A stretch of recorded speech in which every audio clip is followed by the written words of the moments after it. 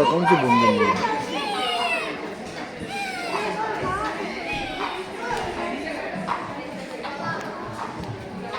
안경이 돼.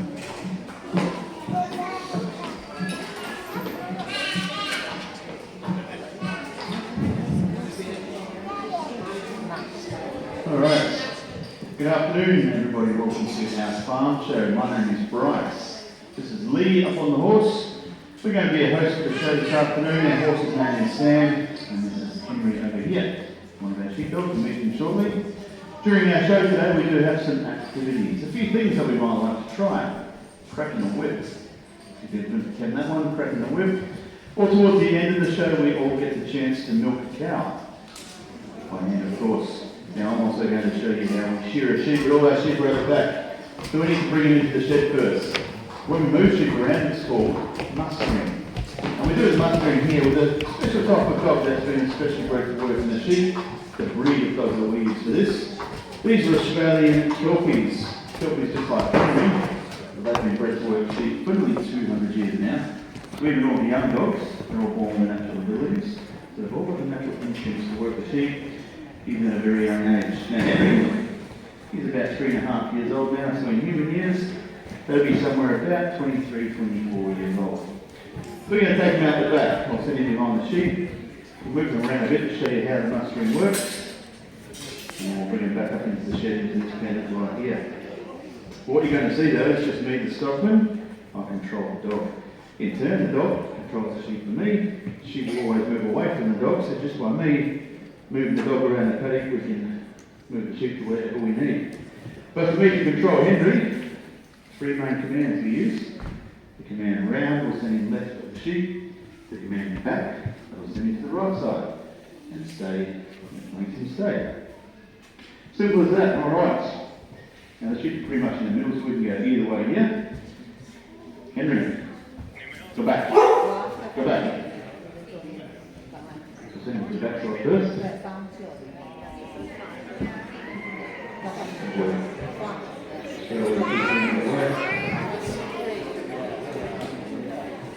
Get back, get back. Get back. 아니 이게 뻥뻥 소리가 뭐. Get back. There. And get back. What's that? This is the sheep on the control again. Get back.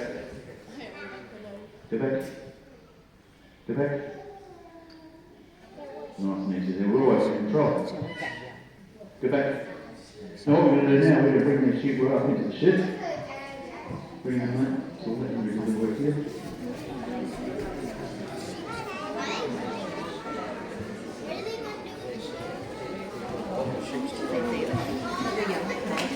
And there we go, just like that, that's how the mustering works. So good boy Henry.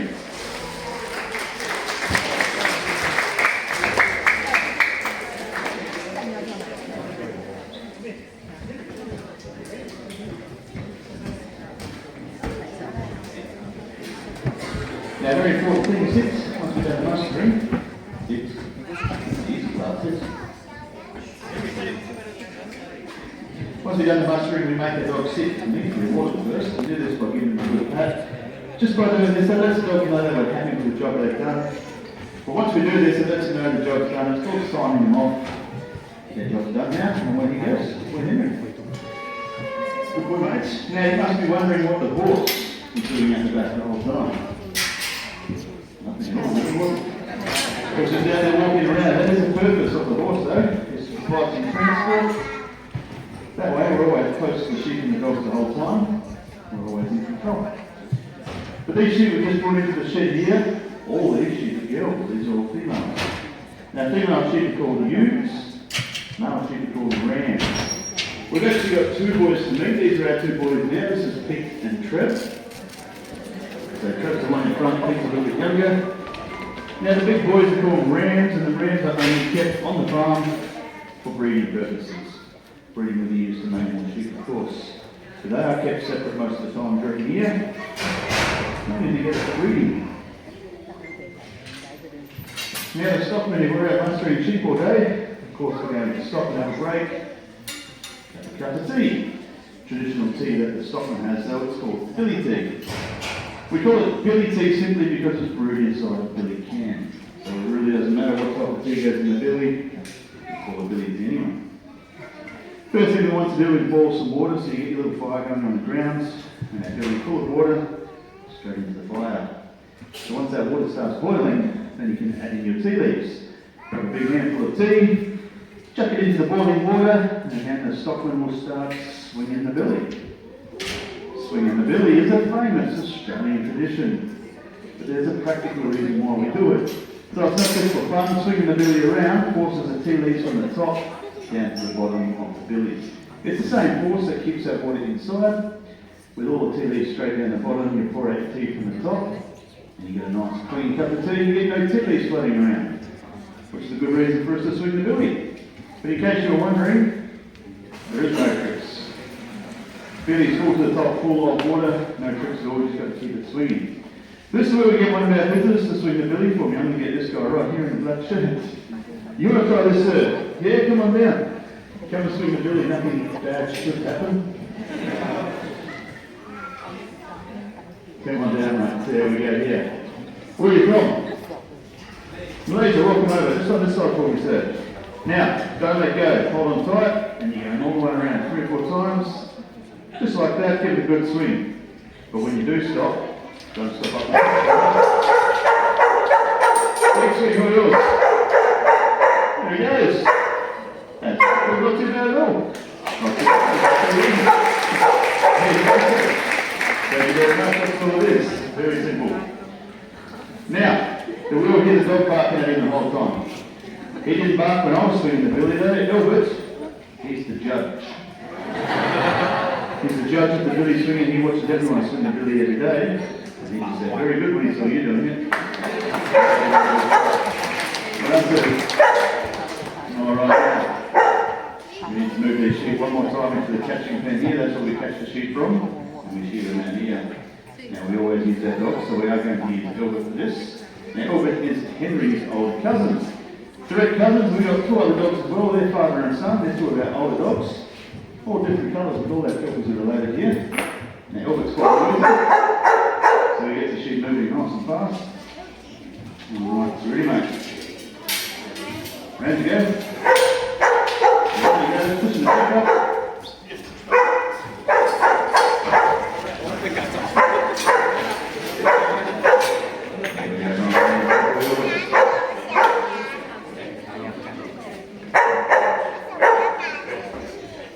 Now once again, we make our dog sit up to the master. So we can give him a pat to sign him off. Another way. Okay, now shearing the sheep. When we shear the sheep, we use the shearing clamp. So this is the electric motor that provides all of the power. So this cord here, that pulls in and out of gear. Once I pull it into gear, that motor spins, which then drives the flexible shaft running down through that tube, down to this tool at the bottom here. Called the handpiece. 2 separate blades we have on a handpiece of a comb on the bottom.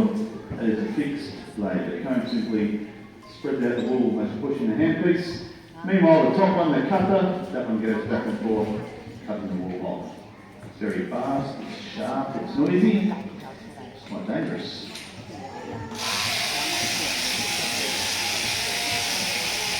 Now that's the modern way the sheep are shorn, so that is the easier way it's done.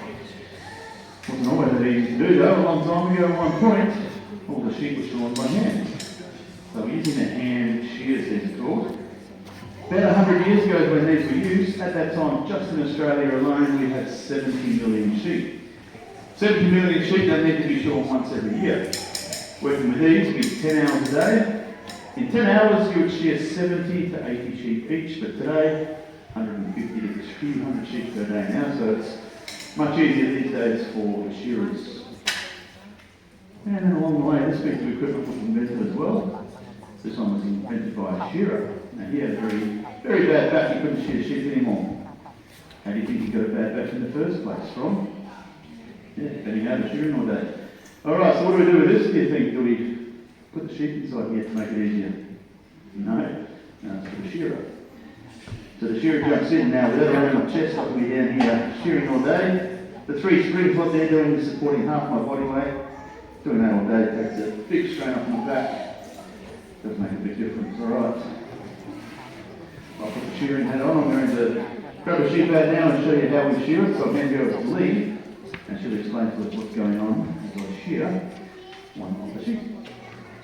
So when the shearer touches the sheep, the first thing he does is he turns it upside down very quickly. This gets the sheep off its legs, and that way it's completely under control and it can't get away.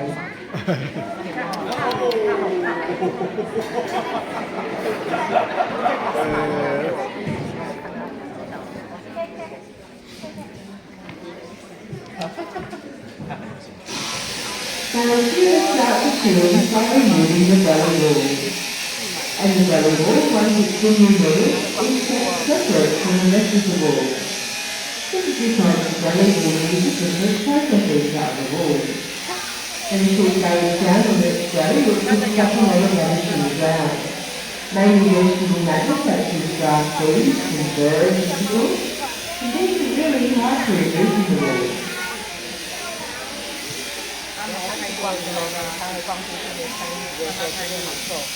나보다만 또 내가 지금 Now, 깨스가 any 가지고 commercial shearing shed, there will be more than just one shearer.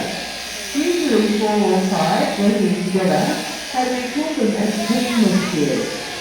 They'll start work at 7:30 in the morning, work for 2 hours, have a break and a cup of tea, work for another 2 hours, and so on for an 8-hour day.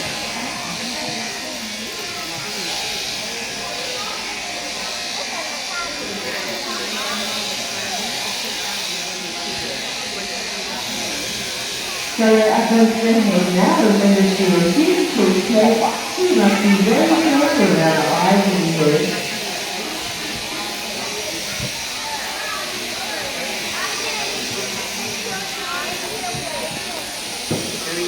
The neck is the most difficult part of the sheep shear, and as you see, the hand piece goes underneath the wool, and the shearer has to peel to the skin before opening up the wool to roll the leg. In Australia, we shear mainly the Reno sheep, that's the breeding sheep. The Renos are very nuclear and have lots of loose skin all over their bodies, but mainly around the neck.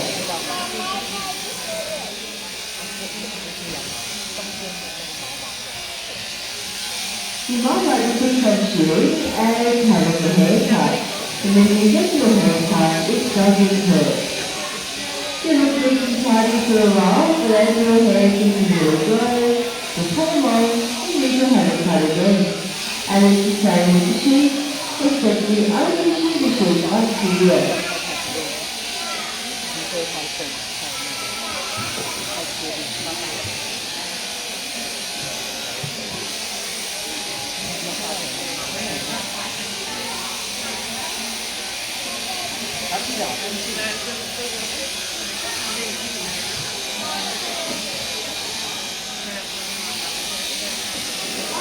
Now this part of the shearing is called the long blow. A blow means a stroke of the handpiece. The long blow is the longest blow a shearer can do on the sheep. From one end of the sheep to the other, so he can remove a lot of wool really quickly when he does the long blow.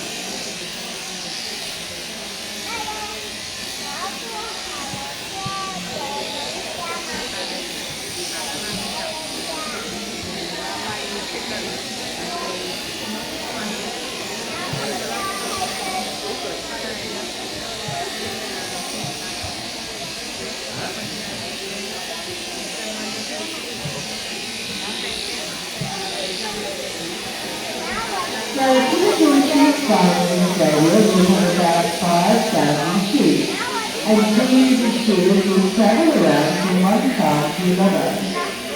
Once they get to a farm, they will stay there until all the sheep shorn, and then the team will move on to the next farm.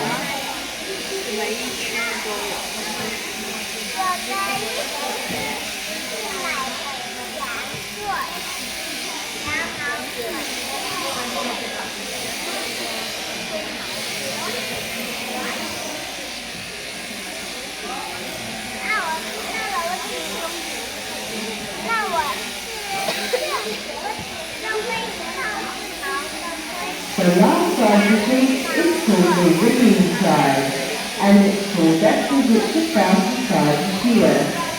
Having already removed most of the wool, all the shearer has to do now is go just round the last side very quickly, so you can finish that sheep, get out of the line, and shear as many as you can in a day.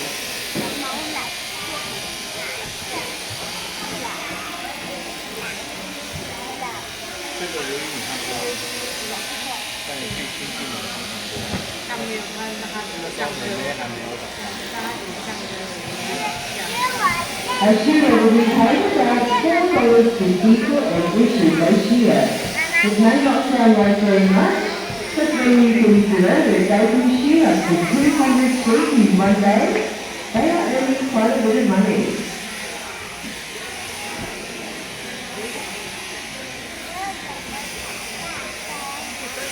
And there we have lovely Queen Short sheep. Well done, Brian. Just give it a clap.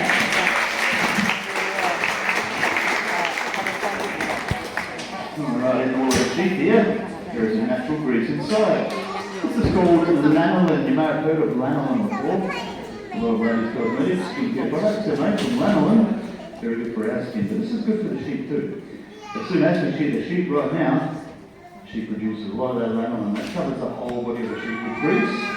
That grease protects the sheep from the weather, keeping them dry and warm.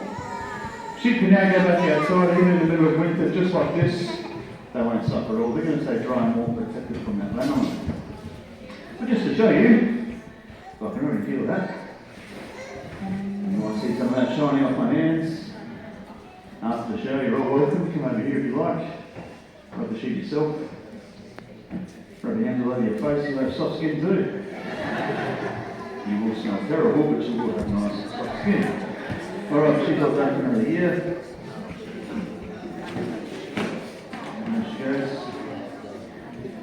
Now this down here with this pile of wool called a fleece of wool. Now inside the shearing shed, there are different workers called rouseabouts. And one of the rouseabouts Wow, amca temizmiş.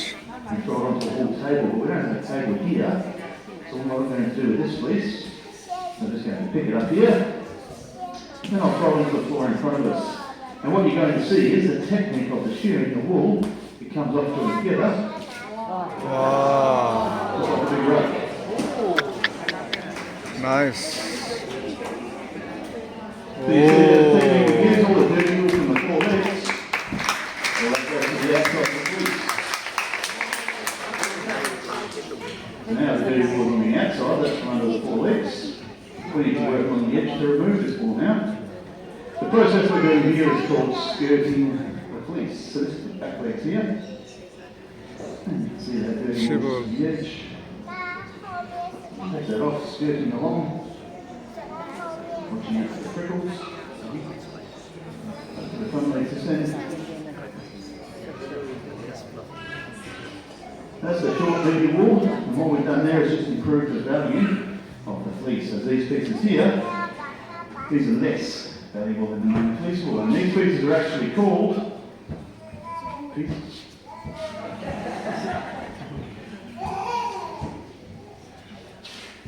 Now here in Australia we have some of the best quality. We've got some of the finest wool in the world. A nice piece of wool like this one, merino wool, that will get made into things like men's suits, ladies' jackets or evening dresses. All the expensive stuff really. Mustering. So the only purpose is just for the noise. We don't hit any animals with the whip, of course.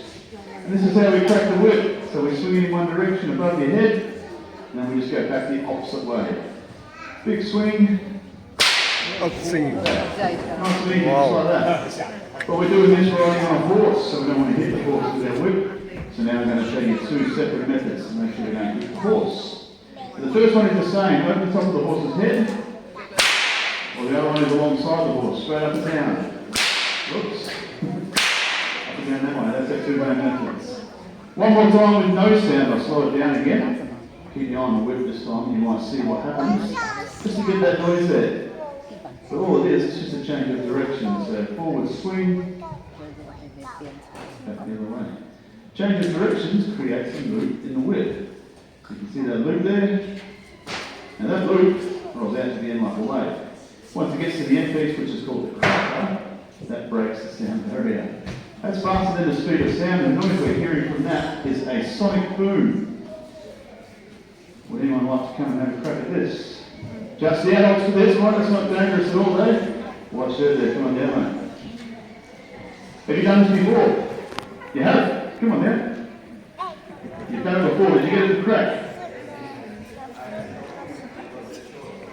There you go, so you must be a pro. There you go. Now it's probably a different length of whip, so see how your timing goes. Oi, You oi. have done it before.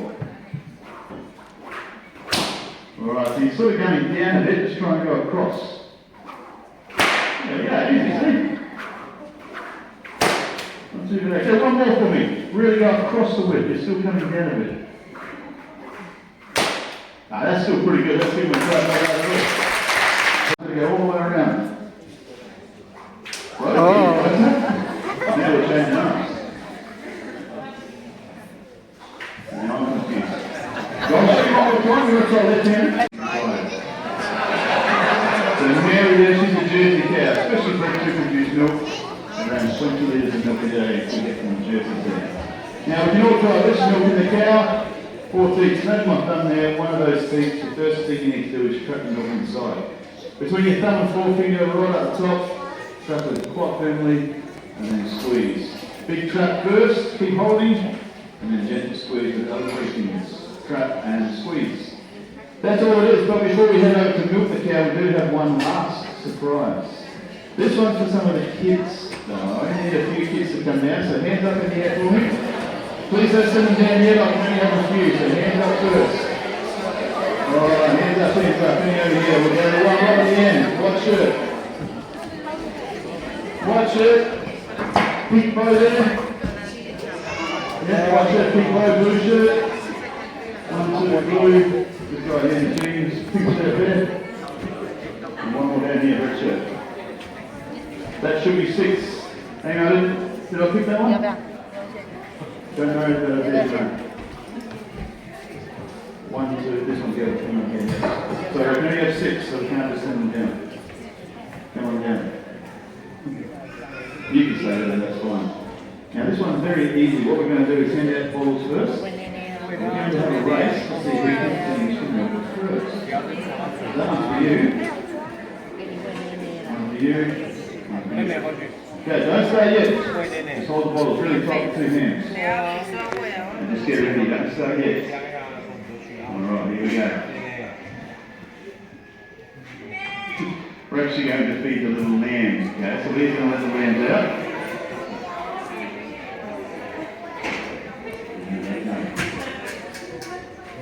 Alright.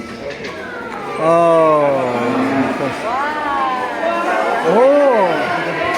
Oh. That's the reason for the that's for you. Alright.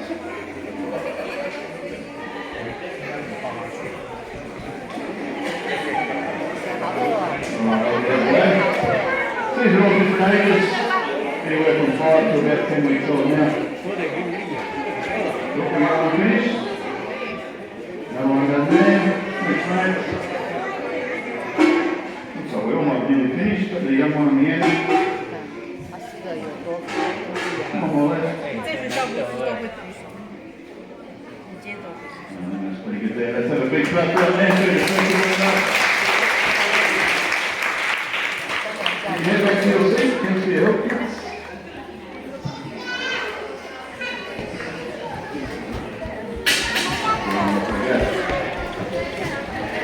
That is the end of the show. Now, once the lambs are away, I'm going to invite everyone back over this side and have a look at the cow. Once you've done that, have a look around your shed. Thanks for joining me with all the activities. Enjoy the rest of your day. Thanks for coming.